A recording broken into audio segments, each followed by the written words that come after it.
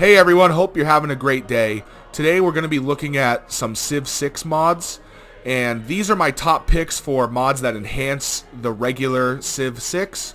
So these aren't total conversion mods or anything that make crazy big changes. These are just little tweaks and features that are added that I think probably should have been in the base game, but they weren't, and so that's why there's mods for them. All these mods are up to date as of March 2020, so if you're worried about any of these not being compatible with the current version of Civ, don't worry about it. So let's get right into it.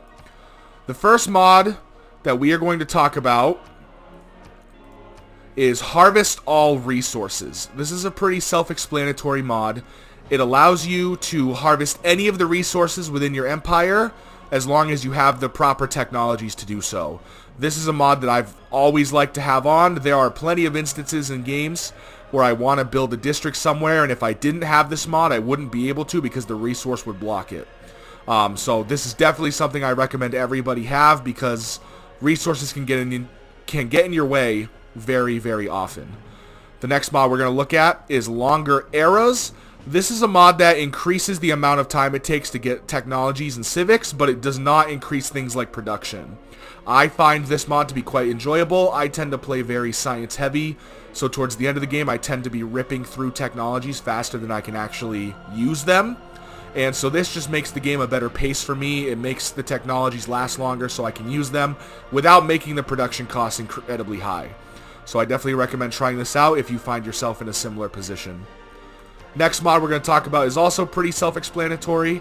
This is the Barbarian Exp mod.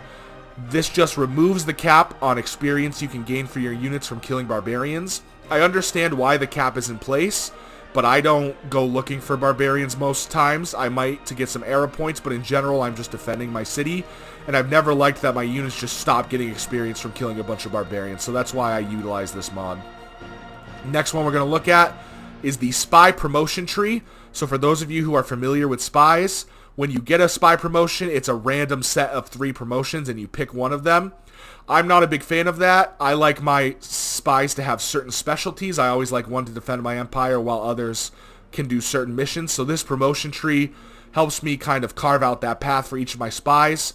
It gives them a promotion tree very akin to what all the other units would get. So that's why I like to use this mod.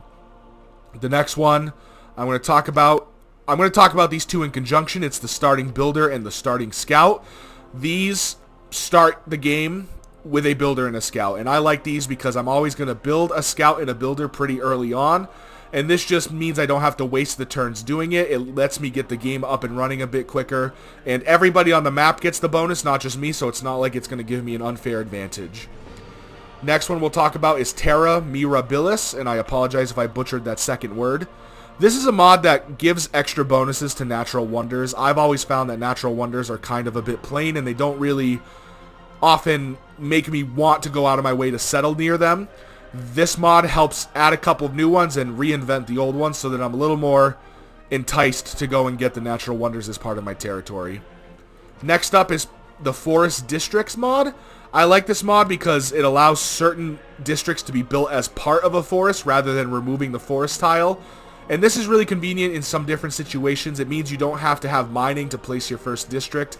It also means that even though there's a district there, it keeps the forest adjacency bonuses, which are really nice when you're stacking things around a holy site or using them for different pantheons and different other things. The last mod I'm going to talk about is Wondrous Wonders.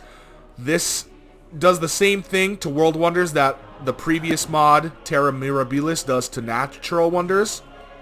World Wonders become more powerful, and they're a bit more enticing to go for. I found that there's not a lot of World Wonders I actually like to go for. There's a couple, like Ruhr Valley and Big Ben, but by adding this mod, it makes it more of a toss-up as to whether or not I'll go for certain wonders or not. It also adds National Wonders, which you should know what they are if you've played Civ 5. If you haven't played Civ 5 and you don't know what a National Wonder is, I definitely recommend you check out this mod and see what it does, and I think you'll find that it's a lot more interesting to play with this on.